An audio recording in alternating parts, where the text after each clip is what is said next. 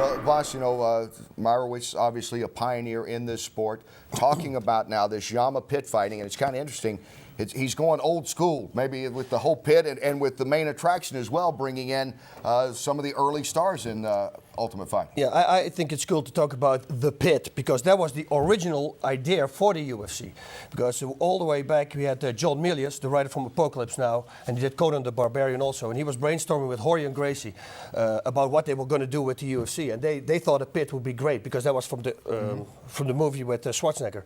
But then they realized it's not going to be camera friendly, and that, you know, the cameras, the people live couldn't see it. So they figured out, okay, two fighters going to meet each other in the center, and then they would drop down a cage around those guys, and then they would go at it. But that also, they said, it's going to be too difficult to make, so then they came up with the octagon. And there we have it. There we have the octagon. But for what I understand now, they're going to go back to pit fighting. So I wonder how they're going to pull that off so that the fans in the place, everybody's going to have a good shot.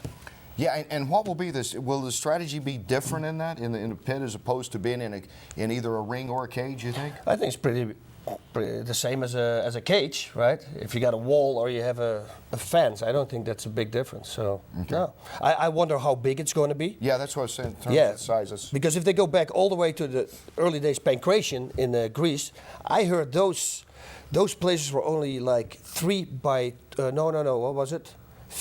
20 feet. That was it. So it was a very narrow space where to fight in. There was also kind of a pit. It's kind of cool.